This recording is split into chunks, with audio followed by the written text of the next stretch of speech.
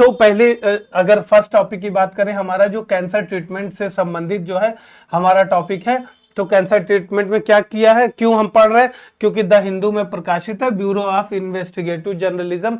ये बहुत ज्यादा मतलब अगर असली पत्रकारिता की बात करें तो इन्वेस्टिगेटिव जर्नलिज्म या खोजी पत्रकारिता को ही असली रियलिस्टिक जो है पत्रकारिता कहा जाता है, जिसमें जो है अन्य स्रोतों से मतलब डायरेक्ट प्रत्यक्ष रूप से ना होकर अप्रत्यक्ष रूप से सारी चीजों का पता लगाया जाता है, जिसमें जो है जान माल सबका खतरा रहता है।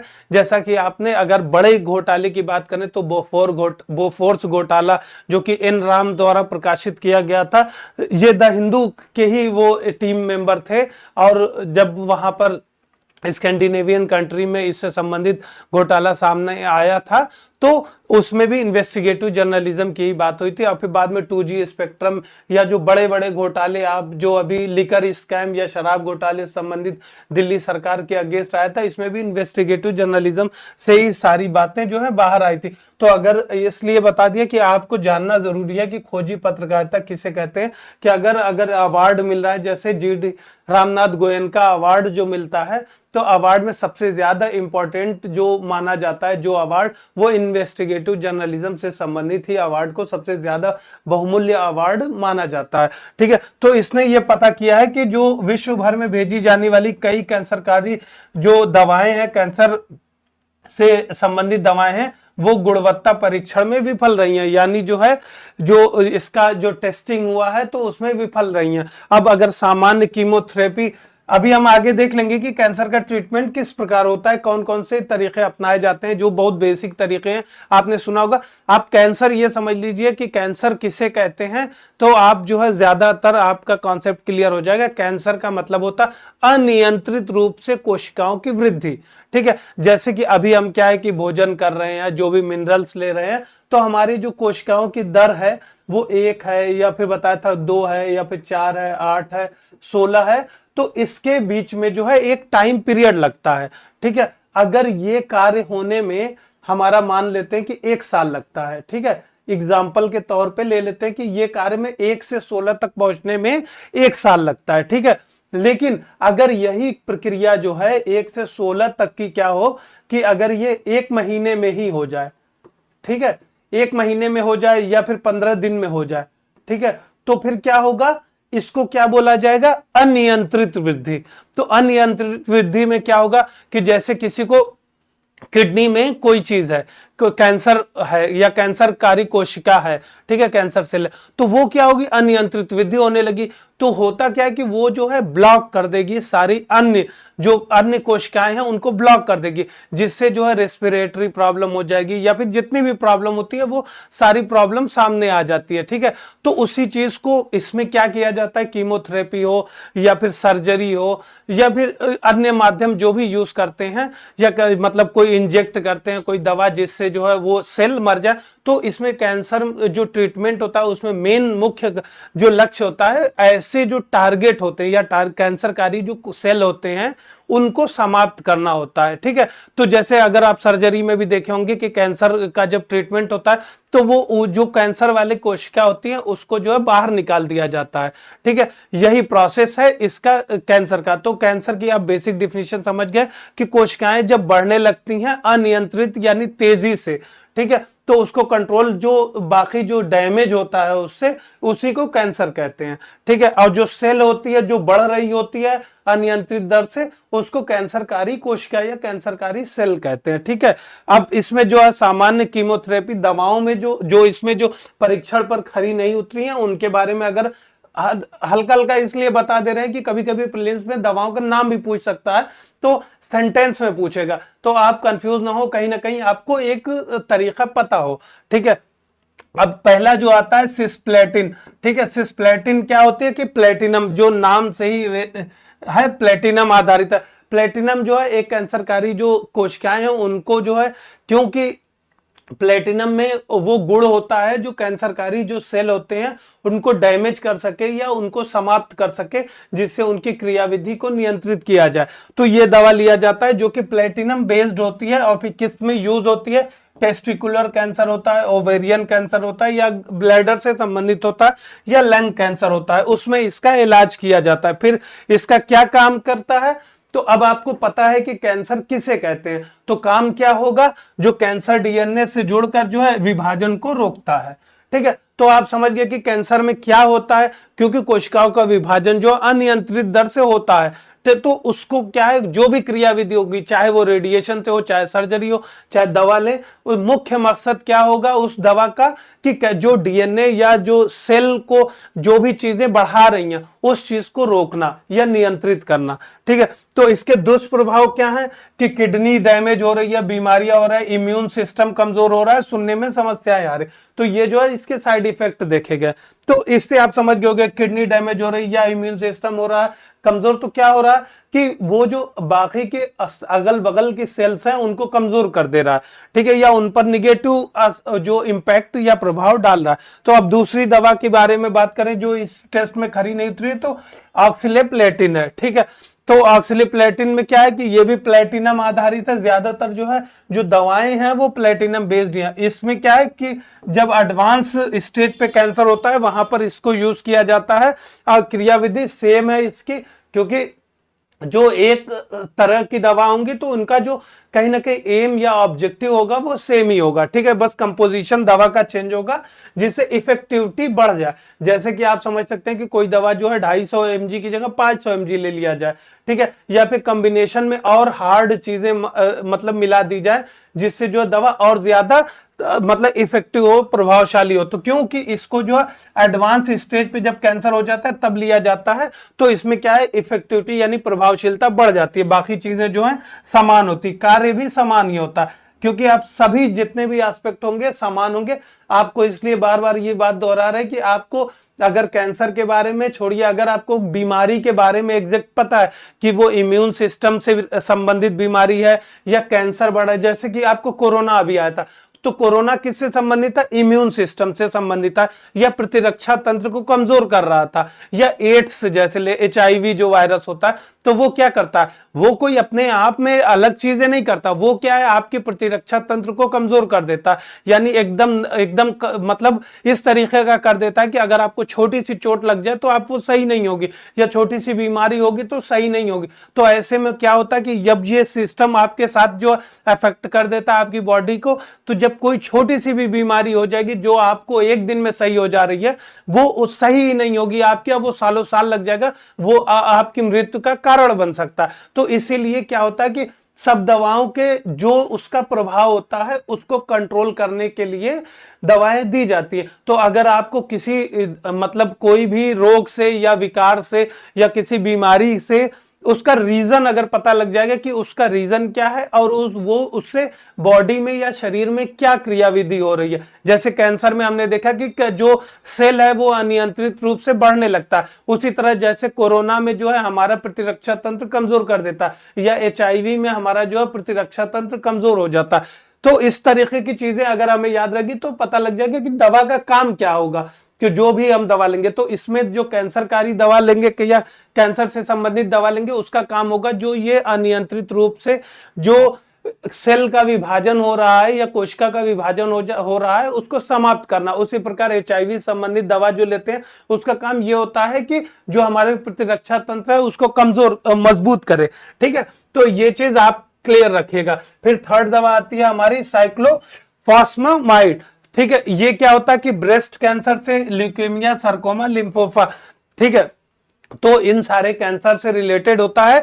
अगर आप ये बहुत कैंसर, ये जो कैंसर के प्रकार है इनके बारे में पूछने के कम चांसेस है, लेकिन आपको दवाइयों का नाम जो है कभी कभी पूछ सकता है। ये चारों दवा को नाम रख दिया, फिर ये किससे संबंधित है, उसमें जो है टीबी, HIV, कैंसर, इस तरीके के 4 ऑप्शन दे सकते हैं जिससे आपको करने में आसानी हो, बस अगर हल्का हल्का देखे रहेंगे, क्योंकि न्यूज में जो रहता है वही पूछा जाता है। खासतौर से साइंस के अगर क्वेश्चन ले लीजिए या साइंस और टेक्नोलॉजी और इन्वायरमेंट के ले लीजिए, तो इनमें जो है एग्जामिनर ज्यादातर उन्हीं प्रश्नों को उठाते हैं जो न्यूज में लगातार रहते हैं, और एप्लीकेशन यानी अनुप्रयोग भाग को ज्यादा मतलब वो कवर करते हैं। फिर इसका काम क्या है, जो कैंसर डीएनए को नुकसान पहुंचा रही है या श्वेत रक्त कोशिकाओं को कम करते हैं। ठीक है, तो समझ गए, सीधे सीधे सबकी क्रियाविधि सेम होगी।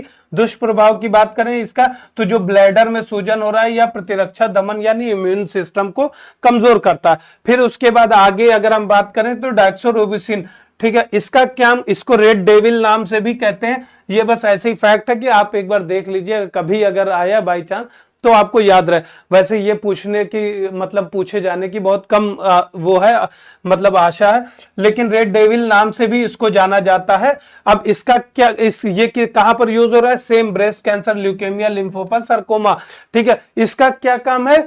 डीएनए प्रतिकृति में बाधा डालता है, यानी कि जो सेल का मल्टीप्लिकेशन होता है उसको जो है रोकता है। इसके जो अगर दुष्प्रभाव इस दवा के देखें कि इस दवा के साइड इफेक्ट क्या है? हृदय क्षति, संक्रमण होता है, त्वचा संबंधी समस्याएं, बालों का झड़ना। ठीक है, तो ये इन सारी चीजें क्योंकि हार्ड दवा होती हैं, तो यहां पर इनके दुष्प्रभाव को भी जानना बहुत जरूरी होता है। क्योंकि आप देखे होंगे कि जब कीमोथेरेपी होती है या कभी किसी को कैंसर होता है तो कई चीजें उसके प्रभाव साथ में आते हैं, जैसे कि उसका शरीर की जो सेहत होती है वो कमजोर हो जाती है, बालों में जो है कमी आती है, स्किन पर भी कई प्रकार के जो प्रभाव देखे गए या त्वचा पर प्रभाव देखे गए हैं। ठीक है, फिर उसके बाद आता है हमारा नेक्स्ट जो है मेथोट्रेक्सेट। ये किस काम में आता है मेथोट्रेक्सेट? ल्यूकीमिया, लिम्फोमा, ट्यूमर प्रकार। ठीक है, ट्यूमर भी उसी को कहते हैं, एक तरह का कैंसर होता है क्योंकि इसमें भी कोशिकाओं की अनियंत्रित वृद्धि होती है।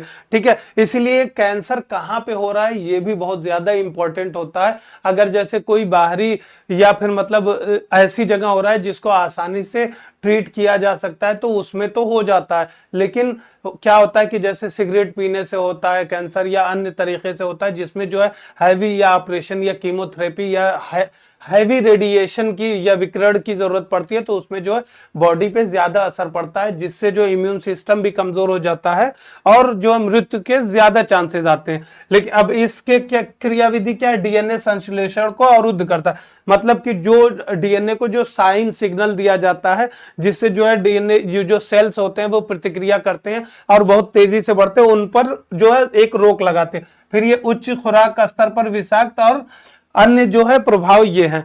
फिर उसके बाद लुकावोरिन एक है दवा, उसका क्या है कि ये सारी जो दवा दिया है वो कोई कीमोथेरेपी से संबंधित नहीं है, डायरेक्ट वो दवा ही है। इसमें ये क्या है कि इस तरीके से इसका उपयोग जो है मेथोट्रेक्सेट के साथ किया जाता है। क्यों? क्योंकि इसमें जो है एक तरह से अगर किसी दवा के साथ यूज किया जा रहा है तो इसमें हैवी डोज होगा। ठीक है, यह उन्नत चरण में या जब जैसे कि कैंसर का स्टेज जो है 4 या 5 पे पहुंच जाता है तब इन सब चीजों का यूज किया जाता है। ठीक है, अब अगर हम देखें भारत में कैंसर से देखभाल से संबंधित डेटा और रेमेडीज यानी उपचार थोड़ा सा जान लेते हैं, क्योंकि ये जो है एक बहुत मेजर प्रॉब्लम है इंडिया में। और इंडिया में देखा होगा कि कैंसर से संबंधित भी सरकार भी लगातार प्रयास कर रही है कि बड़े बड़े जो है इससे कैंसर से रिलेटेड या संबंधित जो है कई जो है सेंटर्स खोले गए हैं। हर राजधानी में ज्यादातर सेंटर खोले गए हैं, क्योंकि इसमें जो है लगभग हर साल जो है 1.5 मिलियन से ज्यादा नए मामले सामने आते हैं। तो 1.5 मिलियन मतलब समझ लें कि 15 लाख से ज्यादा। अभी जिस जो स्थिति है, जिस प्रकार प्रदूषण का स्तर बढ़ता जा रहा है और फिर लोगों में धूम्रपान संबंधी जो चीजें हैं या फिर जो सुरती सुपारी खाते हैं, तो ऐसी चीजों से जो है कैंसर के बढ़ने के चांसेस रहते हैं। तो ऐसे आगे अभी जो आपने ब्रेस्ट कैंसर के बढ़ती घटनाएं या सर्वाइकल कैंसर जो कि न्यूज में भी लगातार रहा है, सर्वाइकल कैंसर से संबंधित घटनाएं ये सब लगातार कहीं ना कहीं बढ़ रही हैं ज्यादा। तो ऐसे में जो है ऐसी इन क्षेत्रों में बुनियादी ढांचा या वित्तीय सहायता ऐसे कार्यक्रम जो है बहुत इंपॉर्टेंट हो जाते हैं। तो भारत में कैंसर उपचार के अगर प्रमुख घटक के बारे में ये आपको इसलिए बताया कि ये आप इंट्रो में यूज कर सकते हैं या इंट्रोडक्शन आप शुरू कर सकते हैं, या जो जैसे द हिंदू की लाइन आपको स्टार्टिंग में बताया था उससे भी आप इंट्रो अपना स्टार्ट कर सकते हैं। अब उपलब्ध उपचार के प्रकार बताएं कि किस प्रकार किया जाता है, तो आपको सिंपली पहले ही बता दिया था कि सर अगर ज्यादा सिंपल हो रहा है तो सर्जरी कर देंगे। सर्जरी से वो स्थान जो है कुछ जहां पे कोशिकाएं फैल रही हैं या कोशिकाएं कैंसर कारी जो अणु है उनसे प्रभावित है, तो उनको जो है बाहर निकाल देते हैं पूरा, जैसा कि आपने कई बार माउथ कैंसर या इन सब चीजों जगहों पर देखा होगा। ठीक है, फिर दूसरा क्या होता है कि विकिरण आधारित होता है या रेडिएशन होता है, जिसमें आप देखें कि कीमोथेरेपी की जाती है। उसमें क्या है कि हाईली बहुत ज्यादा मतलब पावरफुल जो रेज होती हैं उनके द्वारा शरीर को गुजारा जाता है, जिससे जो है वो सेल जो होती है वो डैमेज हो जाती है, उससे खत्म हो जाता है। ठीक है, उच्च ऊर्जा आवेशित जो किरण होती है उनसे उनसे गुजारा जाता है। ठीक है, फिर कीमोथेरेपी आता है लास्ट में। ये एक रेडिएशन होगा, सर्जरी होगा, फिर कीमोथेरेपी में दवाओं का प्रयोग किया जाता है, जिन दवाओं की हम पहले बात की है।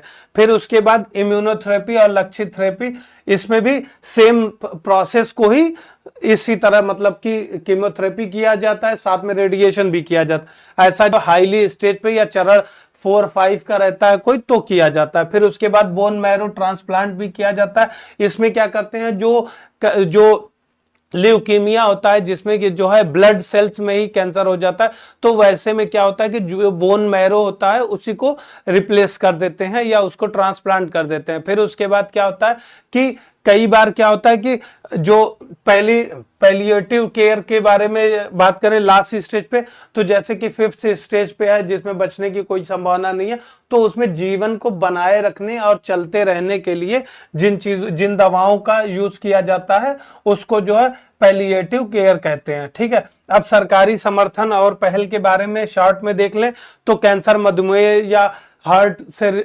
मतलब रिलेटेड है या स्ट्रोक से रिलेटेड है, तो इन सब चीजों के लिए रोकथाम से संबंधित जो राष्ट्रीय जो कार्यक्रम चलाए जा रहे हैं उसका जो मुख्य लक्ष्य यही है कि कैंसर जो रोग हो रहा है तो सबसे पहले उनको चिन्हित करना, ठीक है, फिर उसको जो है आइडेंटिफाई करना, फिर उसके बाद उसकी जांच करना, फिर उसके अकॉर्डिंग जो है चीजें जो है जो आगे की चीजें हैं रेफरल के माध्यम से या फिर अपना जो क्रियाविधि है उसको अपनाना। इसके लिए आपने देखा होगा कि जो आयुष्मान भारत योजना है उसमें भी बहुत ज्यादा उससे मदद मिली है, क्योंकि उसमें क्या होता है कि 5 लाख तक का बीमा मिल जाता है। ठीक है, अब 5 लाख आयुष्मान भारत जो बीमा मिलता है उसमें ये याद रखेगा कि वो सेकेंडरी और टर्शियरी जो संबंधित है या द्वितीयक या तृतीयक संबंधित स्वास्थ्य देखभाल है उसी में यूज होता है, ना कि आपको अभी हल्का सा चोट लगी उसमें आप फर्स्ट एड में यूज कर रहे हैं।